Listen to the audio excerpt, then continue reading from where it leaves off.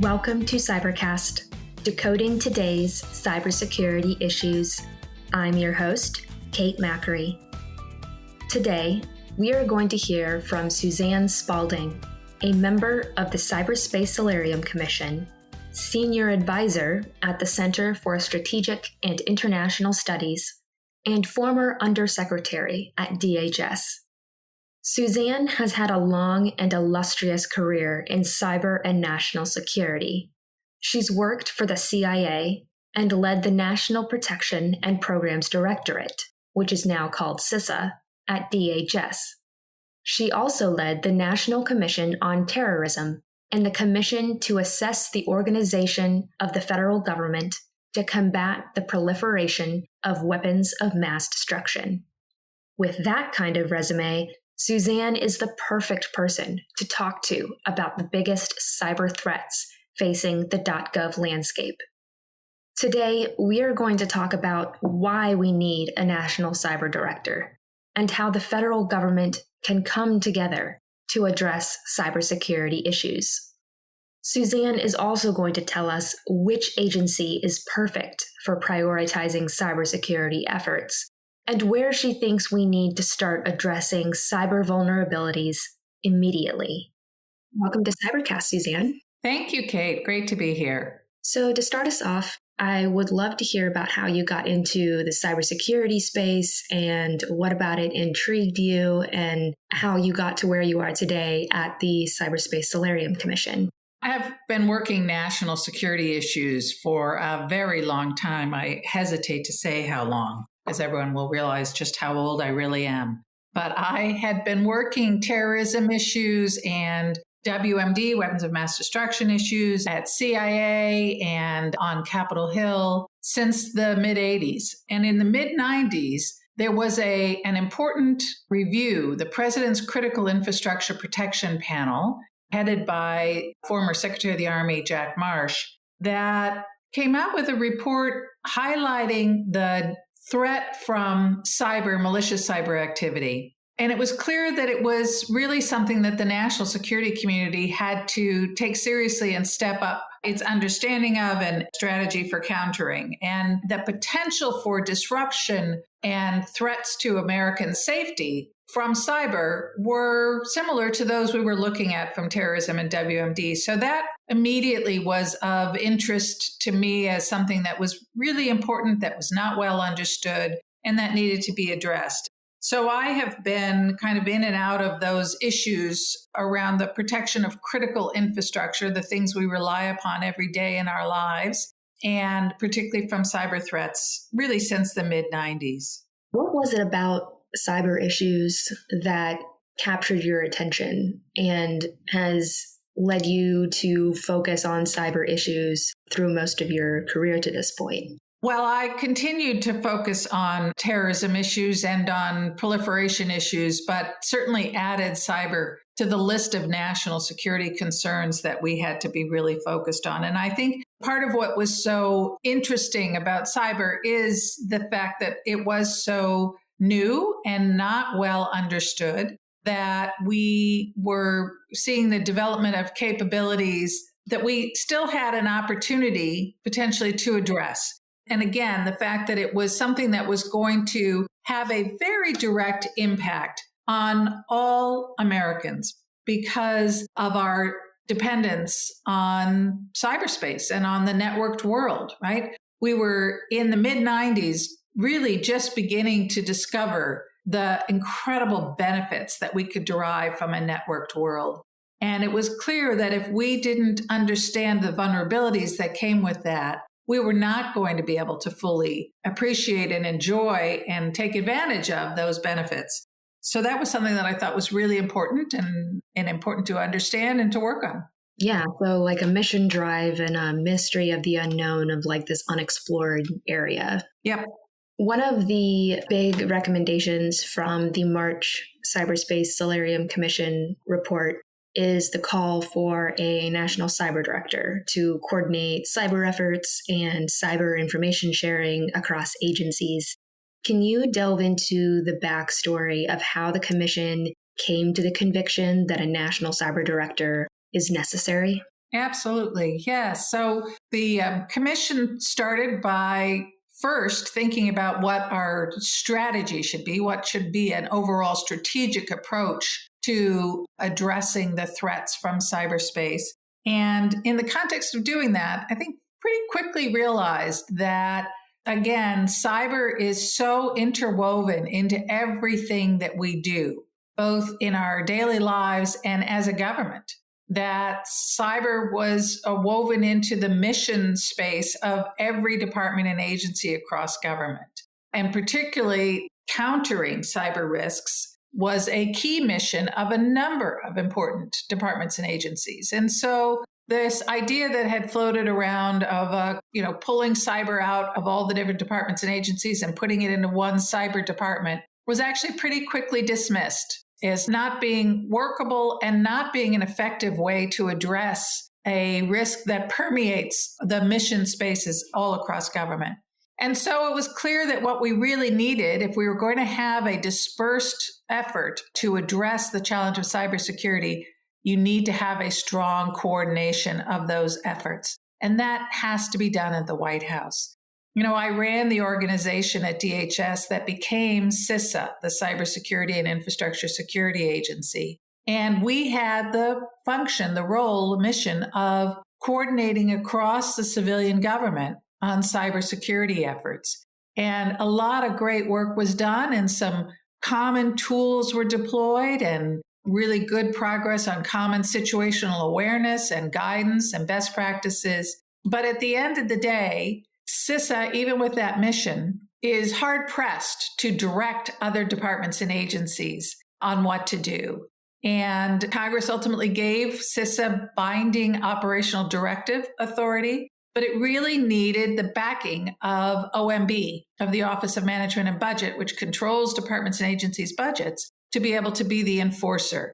And it needed a strong voice in the White House. In our case, it was Michael Daniel, who was the cyber coordinator at the White House, in order to bring departments and agencies to the table and get them to really, pay attention to things that maybe they didn't want to do. So we quickly realized that we need this strong coordination and that it needs to be in the White House. CISA can continue and should continue to do its coordination role across departments and agencies with the backing of this key White House official. The other really important function for this National Cybersecurity Director is to make sure that we are coordinating across our defensive activities, which is where CISA plays such a key role along with other departments and agencies, and our offensive cyber activity, which CISA can help inform in terms of understanding the potential consequences, the potential for retaliation against the private sector, for example. And that needs to be brought to the table when discussions are being held about possible offensive cyber activity.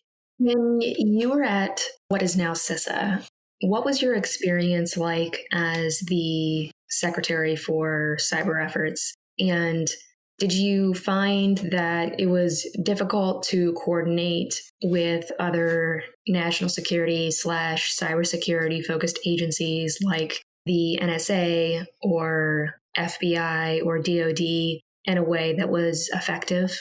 Occasionally. I will say that the collaboration between those key elements of our government working on cybersecurity has gotten better and better over the years. And I certainly experienced that. Some, really good working relationships with FBI, with NSA and Cybercom. Those were really important. And a lot of work had been done on defining those lanes in the road. But that work continues. As we mature in our understanding of the threat and the things we need to do to respond to it, we need to continue to work on defining the roles and responsibilities across government for these activities.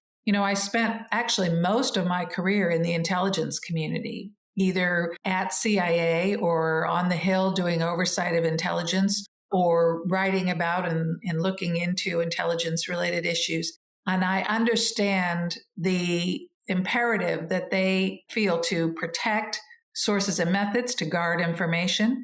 And nothing is more sensitive in the intelligence community than its operational activity. And within that, offensive cyber activity is one of the most sensitive areas and one they really do not like to discuss. And so that coordination that needs to happen between the offensive and defensive activities continues to be a challenge and a work in progress. And again, an important role for the National Cybersecurity Director. You mentioned you initially rebelled against the Commission's recommendation to Congress for increased funding for cybersecurity efforts. Can you explain why you changed your mind and how you see the Commission convincing Congress to appropriate the funds needed? Yes, I have been involved with a number of commissions over the years. I was executive director for a National Commission on Terrorism, executive director for a commission on stopping the spread of weapons of mass destruction, and involved with the Commission on Catastrophic Terrorist Attacks, including post 9/11. And always those commissions would reach for recommendations to increase resources on whatever issue they're looking into. And so my initial sense always coming into these conversations is that's too easy. And we really need to, make recommendations with respect to what activities we ought to be doing. But I was comfortable that the commission had actually done that. The Cyberspace Solarium Commission started with that. And once having defined a strategy and very specific recommendations about how to implement that strategy, it's very clear that we were not adequately resourcing those cybersecurity activities. And I knew, I was very familiar with this, having again been at DHS and very aware of how small their cybersecurity resources were compared, for example, to the amount of funds and resources that DoD has to put towards cybersecurity. So I think in this instance, a significant increase in resources is needed and is appropriate. And I think cybersecurity is one of those rare issues where there's actually bipartisan support on the Hill. I've been very pleased as we've been testifying in front of congressional committees about the Solarium report to see the bipartisan support for our recommendations. And I think there is bipartisan support for increasing resources for an organization like CISA. Why is it, do you think, that cyber activities, especially in the federal government, like at DHS, are not adequately resourced? So part of it is just that it's new. So the mission at DHS for cybersecurity grew out of its overarching mission to protect the nation's critical infrastructure.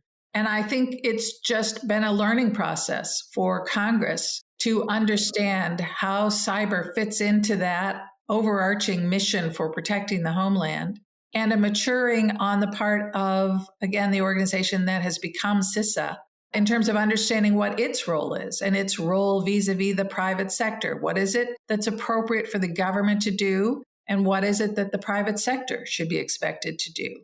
All of those understandings have been maturing over time. And as it does, and as the capabilities at DHS have grown, Congress has gained greater and greater confidence in the ability of that organization to do that mission and a greater understanding of how it does that mission.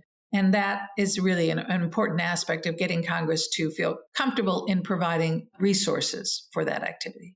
Gotcha. That makes sense. In the Commission's latest report on securing the ICT supply chain, DHS is tapped as a key leader in these efforts. Can you discuss why DHS needs to be a leader in this space and how DHS may be more effective than DoD in the intelligence community? Well, one of the things that we were always very mindful of at DHS is the importance of our relationships with the private sector and with state and local governments and territorial and tribal governments, and that was really based on trust, and that we had a unique ability to have these conversations with the folks who really own and operate most of our nation's critical infrastructure, because we were not intelligence community, we were not law enforcement, we were not military, Defense Department. We were only there for one reason, and that was to help the owners and operators of critical infrastructure to strengthen their security and resilience. And that's really a huge part of understanding and securing the supply chain. It starts with really, as I say, understanding the complexities and the interdependencies that make up our supply chains for our critical infrastructure. And that is something that you can only really understand and map if you're working closely with those owners and operators and with the private sector writ large. So it makes perfect sense that DHS would be the core of that work, understanding that supply chain and where the key nodes and vulnerabilities are, particularly those that could cause disruption through cyber. And then to work with those private sector entities and sectors on ways to mitigate that risk. How do we reduce the risk to supply chain? So that's the important work that CISA is undertaking with its supply chain task force. And that's the kind of work that the Solarium Commission believes needs to be strongly supported. We need to have the analytic effort first to understand those global supply chains and where the key vulnerabilities are. As we begin to think about, okay, then what do we need to bring onshore? What do we need to move, make sure that we don't have foreign dependencies on? Where do we need to work closely with our allies to make sure that we have dependable and reliable supply chains that don't have to necessarily be owned by the United States? And where do we have to be very wary of foreign suppliers upon whom we cannot rely or depend? One of the other big asks from the report on securing the ICT supply chain is for the U.S. government to reshore various segments of the supply chain, which you just touched on. Is the Commission meeting with key companies and local governments to discuss this?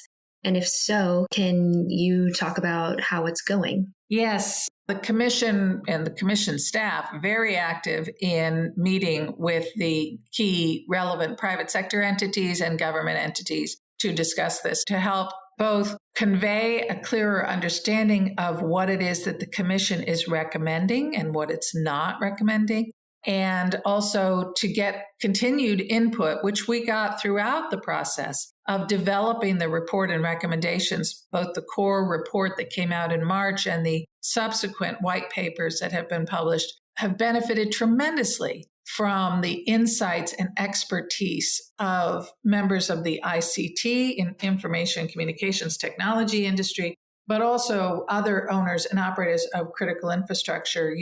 Tom Fanning, who is the CEO of Southern Company, which is the largest electricity company in the country, was one of our commissioners, was a fellow commissioner, and someone I had worked with extensively when I was at DHS as the undersecretary. He chairs the Electricity Subsector Coordinating Council, and he and I, along with the Deputy Secretary of Energy, would meet several times a year with 30 or 40 CEOs from the electricity industry. And that kind of insight from companies is exactly what is needed to get these strategies right. So, other than energy companies, what are some of the other critical industries with especially vulnerable IT supply chains that the Commission is focused on right now? So the Commission met with what is called the Tri-Sector Group, which is something that the private sector organized on its own, frankly, primarily. And that is the electricity sector, the financial services sector, and the transportation sector. And these are three sectors that are really fundamental and deeply interconnected, fundamental to our economy and to public health and safety.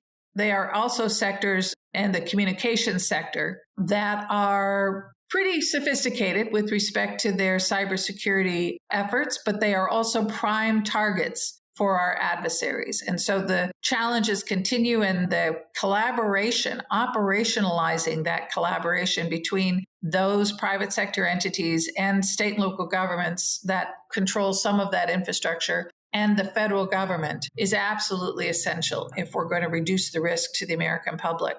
Other important elements of critical infrastructure, emergency response activities are critically important. Water is a very important sector upon which we're very dependent and which is becoming increasingly dependent on communications technology and the benefits of a networked world.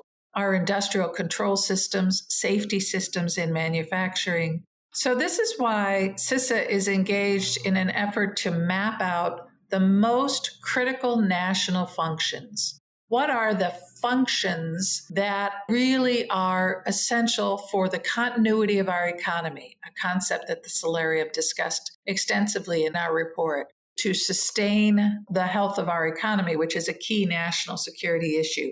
What are the elements, the key national functions that are important for the health and safety of Americans? So part of what CISA is focusing on right now is COVID. We're all reading about the use of malicious cyber activity to potentially steal sensitive information about the development of COVID vaccines. But we are also looking at the manufacture and distribution of vaccines once they are developed. And again, this is an area of expertise for CISA, mapping the infrastructure that will be needed to both produce and distribute that vaccine, and helping to do the analysis that will underpin decisions about how to prioritize those efforts. Could you dive into that a little bit more about how COVID has changed the Cyberspace Solarium Commission's priorities this year, or if the impact of COVID has already been shaping the Commission's priorities since March? It's interesting. The Commission's report was released in a big event in a crowded room at the Hart Building in early March. And I think that was the last big public event that I attended. It was, really the very next week was when all of the shutdowns really began and people stopped going into their offices. And as we, as a commission, talked about what we saw with the pandemic, it really reinforced in many ways the recommendations that we had made, even though we were not anticipating, obviously, the impact of this pandemic. Most obvious, of course, was the massive move to teleworking and the increased vulnerabilities and attack surface that created made our recommendations all the more important. But also looking at how the pandemic response brought in so many departments and agencies and required a clear coordination from the White House for that response. And that, again, reinforced what we were saying with respect to the National Cybersecurity Director. There were some of our recommendations that we thought really needed to be emphasized in light of the pandemic, and some that we thought we could tweak to take into account some of the vulnerabilities that became so clear in the pandemic. And so there is a pandemic annex that we put out to the Solarium report that really addresses those issues. So switching gears a little bit, we have a new presidential administration that's in the middle of transitioning right now. And I'm curious about how the Commission's recommendations this year may be changed or affected by a Biden transition, and whether the Commission has been meeting with the Biden transition team to discuss cyber recommendations going into 2021. I think we'll see the Biden administration looking very carefully at the need for cyber coordination in the White House. Of course, in the Obama administration, there was a cyber coordinator in the White House. As I said, that was Michael Daniel for the time that I was there. But the Trump administration eliminated that cyber coordinator position, senior position in the White House. And I think there's a bipartisan support for reinstating some clear cybersecurity coordination function within the White House. Whether they will adopt wholesale the Commission's recommendation for a national cyber director with a staff located in the White House, confirmed by the Senate, nominated by the president and confirmed by the Senate, remains to be seen. The Commission is working with Congress on implementing through legislation a number of our recommendations, and we've been remarkably successful in getting recommendations, again, bipartisan support in both the House and the Senate in the National Defense Authorization Act, which is being finalized in Congress as we speak, and which we hope will be enacted and signed by the president, though there's a possibility of a veto threat hanging out there. And one of the things that's still being worked in Congress, frankly, is the details on the National Cybersecurity Director. But again, I think there's strong bipartisan support for a robust cybersecurity coordination function in the White House. So I think that is, again, something that the Biden administration can be expected to look at very seriously. And then there are many other recommendations that go to restoring the cybersecurity function at the State Department at an elevated status, a bureau for cybersecurity, because the international aspects of cybersecurity are absolutely essential if we're going to make progress here. This is a threat that knows no borders, and we've got to have that international collaboration and operational collaboration to succeed. So I think we will see a reinvigoration of that activity at state.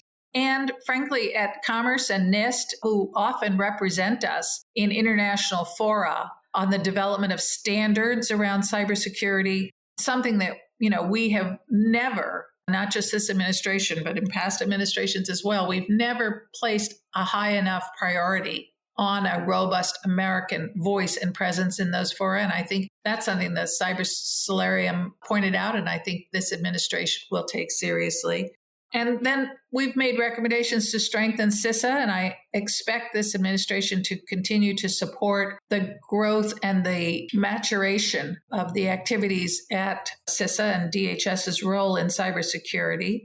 A strengthening of the intelligence community's efforts on cybersecurity, particularly around attribution and working with law enforcement. In that regard, attribution is a really important part of holding malicious actors accountable. You've got to identify them to hold them accountable, and that's an important part of deterrence.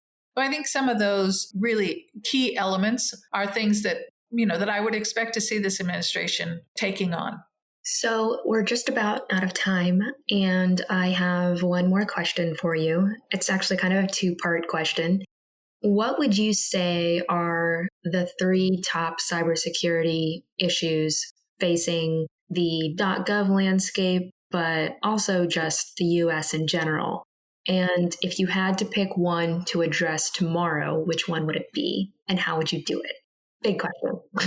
Yeah, that's a tough question. Listen, there's any number of ways to answer that, right? So if you approach it from a threat perspective, you can think about the state actors. And I think there's a pretty strong consensus that among the 4 that we worry about most, China, Russia, North Korea, and Iran, that China presents the most strategic threat to us, both in cyberspace and generally.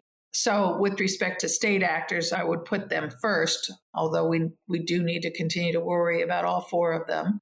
I would put the ransomware as a top threat in terms of the kinds of disruptions that we're likely to see most frequently and threats to public health and safety. I think ransomware and attacks on our industrial control system, those threats that can have an impact on public health and safety, I think would be probably second and third.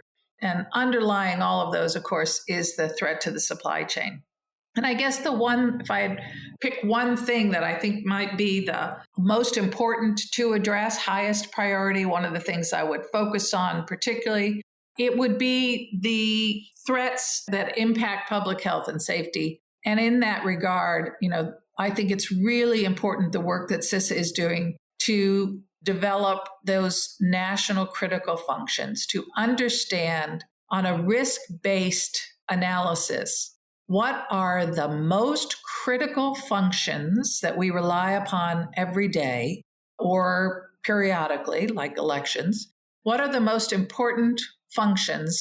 And then understand all of the interdependencies, cascading consequences, the supply chains, the vulnerabilities, so that we can prioritize our efforts on reducing the risks to those functions. I think that process of prioritization is probably one of the most important things we can do in cyber, because the threat landscape is vast, the vulnerabilities are almost limitless. And so we've got to focus on where are the consequences the greatest, and we're going to prioritize our efforts there. That's great, Suzanne. Thank you. I love what you said about prioritizing where the threats are greatest and the consequences are greatest, because the cyber landscape is vast and limitless. There's always so much to cover and so much to talk about in the cybersecurity space. It's kind of overwhelming, especially with, threats coming from every angle at federal agencies, especially also during the telework era. So I think we're just about out of time now, but thank you so much, Suzanne, for coming on Cybercast today.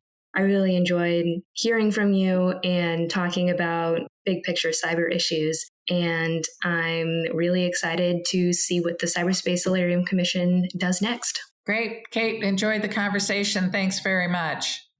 Thanks to telework and COVID-19, cyber leaders like Suzanne have their work cut out for them. In 2021, I think we can expect to see Suzanne, CISA, and the Cyberspace Solarium Commission push for more cyber resources and a national cyber director to coordinate cyber efforts across federal agencies. To hear more about what's happening in the constantly evolving world of federal cybersecurity, subscribe to Cybercast and stay up to date on the latest cyber trends and insight. I'm your host, Kate Macri. Thank you for listening. Cybercast is a production of Government CIO Media and Research. For more podcasts, head to governmentcio.com/podcasts. If you're interested in sponsoring a podcast, contact us at sponsor@governmentcio.com.